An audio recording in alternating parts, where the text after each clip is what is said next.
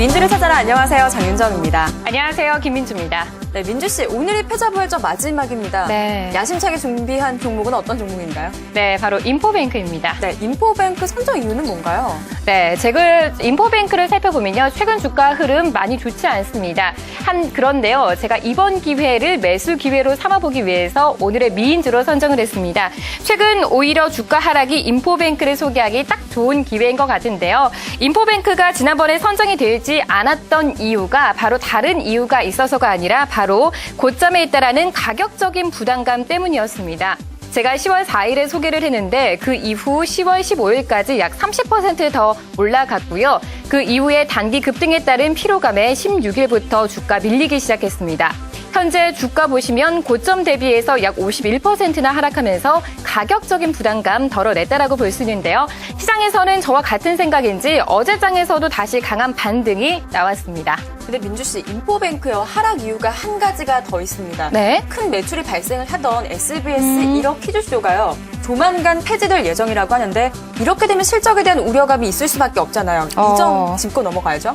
저도 그 이야기를 하려고 했습니다. 지난번에 제가 유진투자증권 리포트를 좀 참고를 했는데 이번에도 1억 퀴즈쇼에 대한 리스크 어느 정도인지 확인을 하기 위해서 유진투자증권에 있는 애널리스트에게 전화를 했습니다. 그 이야기를 좀 들어보니까요. 우선 매출조가 한 곳 줄어들었다는 것은 바로 단기적인 리스크가 맞다라고 인정을 했고요. 하지만 주가에 이미 반영이 됐다라고 보고 있습니다. 그리고 추세는 쉽게 변하지 않는다는 사실을 고려하면 아직도 인포뱅크에 대한 투자 의견을 유지한다라고 말씀을 해주셨습니다. 리스크가 발생하기 전에도 주가는 이미 저평가 구간에 있었어요. 현재 주가는 리스크를 감안하더라도 역으로 더 많이 빠졌기 때문에 오히려 더 매력적이다라는 이야기 함께 덧붙여 주셨습니다. 네, 민주 씨가 앞에서요. 이 추세는 쉽게 변하지 않는다는 사실을 고려하면 매력적이다라고 했단 말이죠. 근데 대체 그 추세가 뭡니까? 오늘 좀 윤정 씨가 급한 것 같아요. 제가 차근차근하게 다시 설명을 좀 해드릴게요. 최근 핫한 프로그램을 살펴보면요. 바로 특징이 있습니다. 바로 시청자들이 직접 참여를 한다라는 것인데요. 2011년부터 지상파뿐만이 아니라 케이블 TV에서 보면은 이런 오디션 프로그램이 우후죽순으로 생겨나면서 시청자들의 문자 참여를 요구하는 서비스가 확대되고 있는 추세입니다. 이렇게 생방송으로 진행되기 때문에 시청자를 많이 참여하면 당연히 시청률도 올라가겠죠. 네. 그렇기 때문에 이러한 추세는 계속해서 이어질 것으로 예상이 되고 있는데 MBC에서는 위대한 탄생 시즌2도 다시 시작이 됐고요. 또 연말에도 K-POP 스타 시즌2도 반영될 예정입니다. 그리고 여기에다가 시상식으로 생방송 문자 참여 프로그램 급증이 예상되면서 4분기에도 생방송 문자 투표 매출 성장이 이어질 것으로 보입니다. 그리고요, 여기에 대한 서비스 기능에 대한 인포뱅크가 특허를 좀 가지고 있습니다. 2018년까지 독점적인 권리를 확보하고 있다는 점도 가장 큰 장점으로 부각이 되고 있습니다. 네, 민주 씨, 네. 제가 좀 질문 좀 드려볼게요. 우리 같은 소비자 입장에서는요, 싸고 질 좋은 제품을 선호하잖아요. 그렇죠. 아주 좋죠, 저희는. 네, 그런데요, 지난번에 제가 한정 KPS에 밀려가지고요, 중저가 화장품 브랜드 에이블센스가 선정이 안 됐었어요. 그래서 제가 오늘 다시금 이 자리에서 에이블센스를 미인주로 추천을 합니다. 이번에 참고했던 에이블센스 미인주는요, 우리투자증권 리포트를 봤는데요, 목표 주가는 11만 5천 원으로 제시를 했더라고요. 네, AVCNC 하면 제가 딱 생각이 나는 건 사실 미샤밖에 없습니다. 네. 머릿속에 떠오르는 게 미샤밖에 없는데 이걸 다르게 해석을 하면 신성장 동력 부족하지 않나, 성장성 있는지 의문이 들어요. 네, 설마 제가 이거를 가지고 왔겠습니까? 미샤 말고도 최근에 민주 씨 어퓨라고 들어보셨어요? 들어본 것 같아요. 네, 20살의 순수를 광고 슬로건으로 내걸고 있는데요. 네, 미샤 다음으로요, 이제 어퓨라는 것을 이제 회사에서는 밀고 있는 상황이라고 합니다. 광고 모델은요, 가수 비스트, 또 탤런트 박민영 씨를 사용을 하고 있는데요. 젊은 층들을 공략을 하려면요, 또 가격도 중요합니다. 제가 사이트에 들어가서 가격을 한번 쫙 훑어봤는데 비싼 게 한 3만 원 초반대였어요. 그러니까 살만하죠. 여기에 기능도 좋습니다. 현재는 경쟁사인 이니스프리가 막강하긴 하지만 미샤를 키워낸 저력이 있는 만큼 이 어퓨에 대한 관심도 가져보시면 좋을 것 같아요.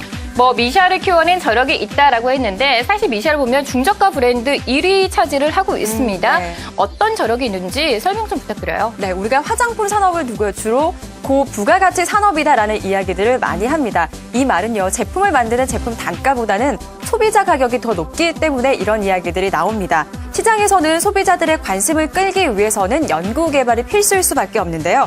에이블센스는 미사를 가지고 이 점을 잘 활용을 했습니다.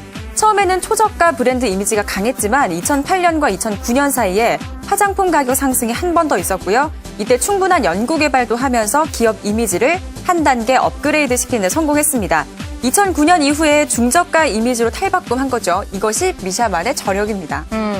지금 실적 시즌이에요. 당연히 네. 실적 이야기를 안 해볼 수가 없습니다. 뭐 이야기를 들어보니까 성장성도 좋은 것 같고 여러 가지 좀 좋은 점이 많은 것 같은데 그렇다면 당연히 좋겠죠, 실적도. 네. 근데 수치로 저희는 또 눈으로 꼭 확인을 해야 돼요. 네, 그렇습니다. 일단 에이블 CNC가 운영하는 미샤는요, 민주 씨도 알겠지만 우리가 지하철을 지나다 보면은 네. 고객 감사 빅세일이라는 게 있잖아요. 맞아요. 저도 항상 가서 사요. 네, 그때. 이때 기간이 7월 1일과 12월이라고 합니다.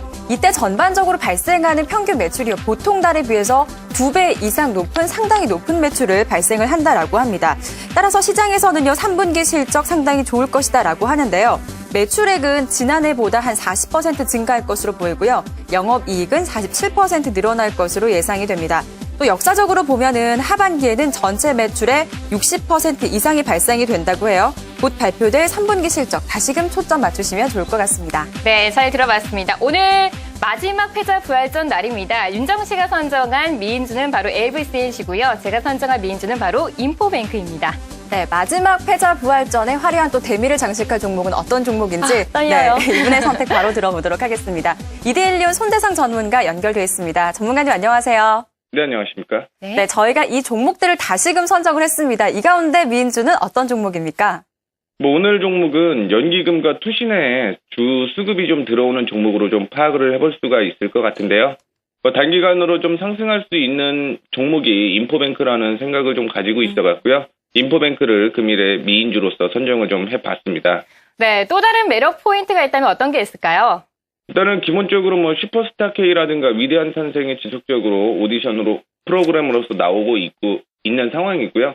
지금 기업용 메시지 서비스가 세계 업체가 과점으로서 뭐 안정적인 성장을 기록을 하고 있는 그런 모습인데, 뭐 최근에 들어서 임원이 주식을 매각을 했고요. 1억 퀴즈쇼 폐지로 인해서 악재가 발생을 하면서 조정을 받아주는 그런 모습을 좀 보여주었습니다. 뭐 그러나 이 부분은 연말 시상 프로그램이라든가 혹은 그 외 MBC 내 새로운 그 문자 프로그램이 추가 편성될 것으로 예상이 되면서 악재는 해소되었다라고 좀 판단을 하고 있고요. 현재 슈퍼스타 K 같은 경우, 포 같은 경우 시청률이 10%를 좀 돌파를 했고요. 그 다음에 위대한 탄생 3 같은 경우는 뭐 7%를 돌파를 했는데, 뭐 위대한 탄생이 지금 한 2부 정도 끝나고 나머지 18주 정도 남은 상황에서 이런 그 시청률의 상승 폭은 점차 늘어날 것으로 예상을 하고 있는 상황에, 뭐 슈퍼스타 K도 연일 뭐 뉴스에 보도가 되고 있는 상황인 만큼 실적의 호조는 좀 이어질 것으로 판단을 하고 있습니다. 그래서 뭐 이런 그 연말이라든가 혹은 문자 참여 프로그램의 방송 서비스가 확대가 되는 등 이런 실적은 계속적으로 좀 실적으로서 안정적인 수익에 기여할 것으로 보이고 있고, 그 외에 좀 비중이 좀 낮은 비중이지만 스마트카에 대한 얘기도 계속적으로 좀 나오고 있는데요. 지식경제부 주관 WBS 프로젝트로서 차량용 인포테인먼트 그 분야에서 주간기관으로 선정되었습니다. 그러면서 2013년까지 한 125억 정도로 시스템이 계속적으로 좀 발생을 할 가능성이 있고, 그 다음에 계속적으로 안정적인 꾸준한 수익이 나타나고 있는 상황에서 오늘 같은 경우도 지금 매수세가 들어오게 되면서 반등 구간에서 좀 반등이 나오는 모습을 보여주고 있습니다. 따라서 뭐 단기적으로 급격한 상승을 좀 보일 수 있는 거는 역시 뭐 뱅크가 아닌가 그런 생각을 좀 가지고 있어갖고요. 금일 미인주로서 선정을 좀 해봤습니다.